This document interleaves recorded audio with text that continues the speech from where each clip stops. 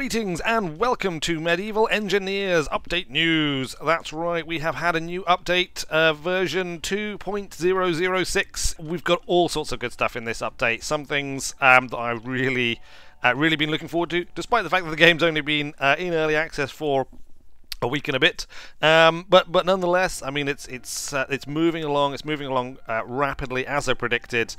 So let's take a look at the various features. Survival mode has been added, although it's pretty bare bones at the moment. All survival mode does at this point is disable the ability to fly, which is interesting from an engineering point of view, in terms of how do you construct things if you can't fly about. You still just place blocks instantly. There's no harvesting of resources. There's no sort of welding torch equivalent for building out the blocks. Things just place instantly. But yeah, you can be killed. You can be killed by falling, and you can be killed by the barbarians. So it's a first step. It's a pretty small step. The main issue there is death by falling, potentially death by barbarians, but most importantly, not being able to fly. As soon as you disable flight, building stuff becomes a whole nother story. I actually tried to build. I mean, you can see in the background there. This is the Wonder Workshop world. You can see the Impossible Tower, which has yet to be given its final name. And I actually started to build a lot of the things in the Wonder Workshop without flying to begin with, just to see what it was like. And it's a bit of a headache. You've got to construct sort of temporary scaffolding and stuff to get yourself up high. It's interesting. It's an interesting challenge. So it's good that they've added that. They've also added a few other things. Lighting is now turned on for light emitters like this. Also, there is a night mode. Let's just activate the night mode and see what happens. There we go. Press K. Night mode. It's absolutely pitch black for me. I'm not sure if it's meant to be like this. I mean, there is quite a big, I mean, that's what, like a half full moon. That should be giving us enough light, I would have thought, to see by, more or less, but literally everything is completely pitch black. I don't know. Can we? That's not what I was hoping for. I was hoping you could actually increase the light emissions from these things, because the light emitters, if we bring up the menu here and give ourselves the torch stand, this seems to be the best light emitter, but as you can see, it's still pretty weak. I mean, you're going to need quite a lot of these to light up any kind of large area. So I don't know, maybe it's just a little bit buggy at the moment.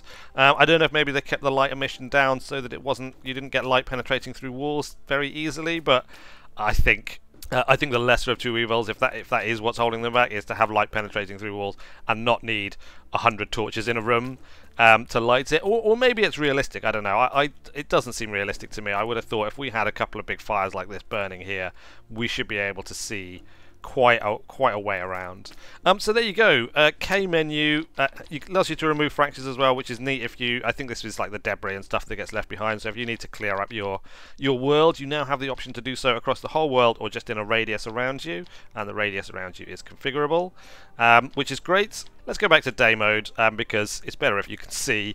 It's better if you can see what you're doing, and we'll just get rid of that.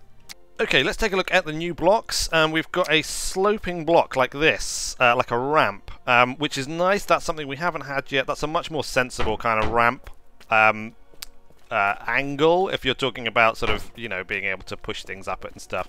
I might give this a try with my my tracked transportation super delivery, whatever it is called, my cart transportation system. I can't actually lay tracks running up here at these angles, but I could probably come up with something because of the width of it. I guess if you just put stone blocks on the ends, then you've effectively got it sort of retained within the stone areas there. So yeah, that might be interesting, and certainly for things like architectural detail, or for making your buildings and your courtyards and your castles and things, like, it just gives you an added degree of interest there.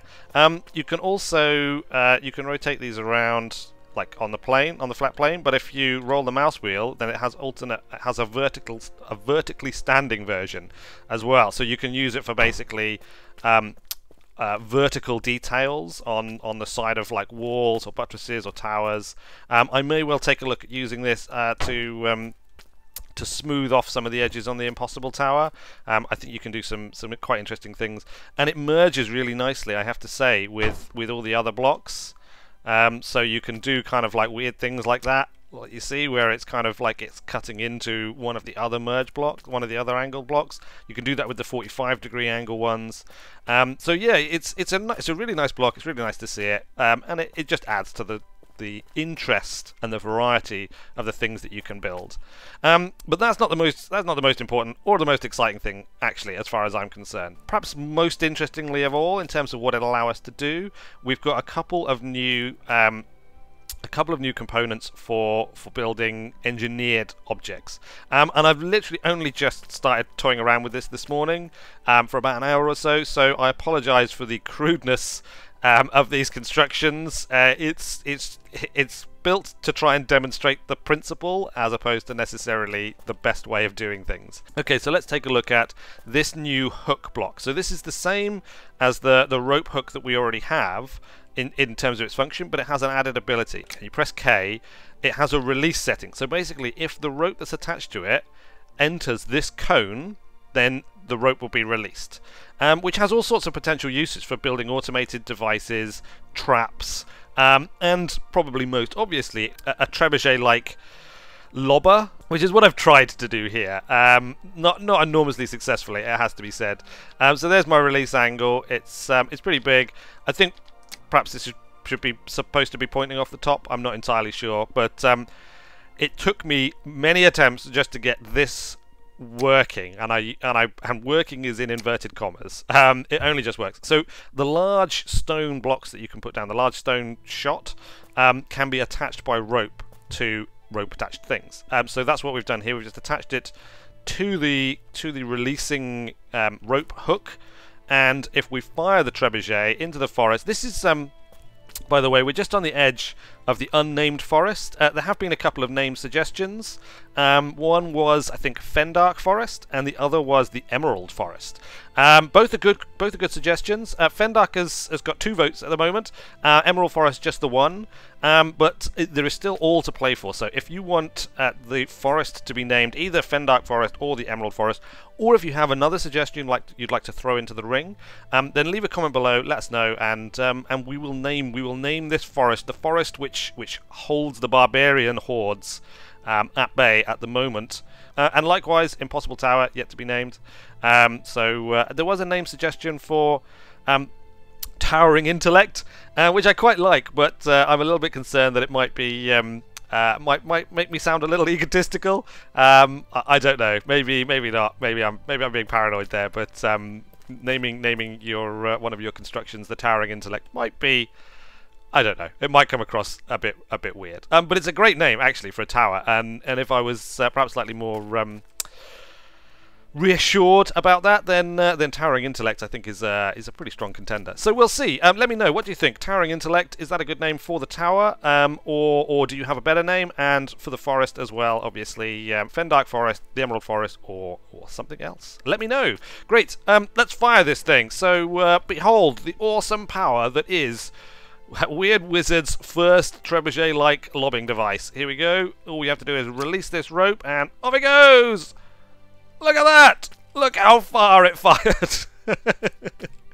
It's yeah, okay, so it's perhaps not the most effective weapon, but it demonstrates the principle. As you saw, when it reached the top here, when it reached the top of the arc, it released the rope, and it, the ball fell. Now, had this been better designed, it would have released it at speed, at the right position, that it would have carried on arcing majestically over into the forest. Something like, I guess, something like, let's just use magic instead here. Yes, indeed. I do like my magic chest cannon. Pow! So there you go. That was the idea. I'm sure you can do all sorts of other things with this hook. I think we've only just begun to see. I think I've only just begun to realise the potential for that, and I'm sure some of the creative folks out there in the community will come up with some brilliant uses for it, and we'll see. We will look at other uses for that in the Wonder Workshop in future episodes. The other thing that they've introduced is tearable ropes, which will break when touched, which basically is a means of creating traps, I suspect. And there may be other uses for it as well. Again, automating machinery. Perhaps you can have things where an arm comes around, breaks a terrible rope, which triggers some other part of the machine, and so on and so forth. Again, we'll look at all of the more sort of elaborate details for those in the future. In the meantime, I've constructed this trap, because I suspect firing those cannonballs into the forest, the barbarian forest, will have awakened the horde, and they will be on their way. So I've constructed this trap to... it's a pretty basic pit trap, to be honest with you, and I've not tested it, so I've got no idea if this is going to work. At the moment, these are actually held up by these supports, so if we just go in and delete these supports... There we go. There we go. Supports are deleted. So now, in theory, if the barbarians come tearing up here, they run onto this, they'll break the ropes and be plunged into the trap. So let's get them, bots. So let's put them down here into this little canyon that I have constructed for them to run up. Oh, there he goes. There he goes. He's off. Something's happened. He's just died or something. I'm not sure. I'm not sure what happened there. Let's try again. 3 more. Off you go, guys. Oh, I think they're falling just... Oh! Well, alright, it didn't work. It didn't work brilliantly, I have to say. Although, look, some of the ropes have broken. Let's just try putting a guy on here. Oh, no. Oh, no, he's made it through. There, all of them are broken, but it's not falling down for reasons unknown. So the pit trap was a complete failure, but at least the ropes broke. As you can see, the ropes broke. The magic that I used in its construction obviously has somehow managed to keep it suspended in the air. All the barbarians are dead, I think, apart from that one down there. Oh no, 2. So two have fallen into my pit trap. It succeeded. In a way completely contrary to the way that it was supposed to. Look what's going on with this. Why is this floating? Why are you floating? Why? Look, now that's floating. Craziness. Okay, well, there you go. That didn't quite work, but you get the idea. The terrible rope. We can demonstrate it here again for you. You have to select it from the tools menu rather than just pressing T now. Character tools, there you go, terrible rope and a basic rope. Basic rope I think is the same as just pressing T, but it's on the character menu in case you want to do it that way. So if I attach this to here, there's the rope, and if I just walk through it, pop, it disappears. So yeah, all sorts of uses for that, I'm sure. Maybe pit traps that actually work. Maybe just use it as a tripwire, which will then trigger, like, I don't know, like a ballista to fire or a catapult to fire or something, and to cut people down. I'm sure all sorts of wonderful things will come out of that in future, but not today apparently, because my pit trap was a failure. But at least the king statue is fine, and the pit itself, the pit part of the pit trap worked, because barbarians are so stupid that they just fall in. Great. I think that's it. Should we just go? We'll just go inside the Impossible Tower before we finish, just so you can see the lighting working. It's perhaps the thing that I'm most excited about, because I have to say it was a bit of a disappointment. You know, going inside buildings before because the lighting was so flat, and now look, even just sort of like this is just the original torches that were in here already, and already it adds a lot to it during the day. We'll put down a couple more. There we go. And another one. And one more.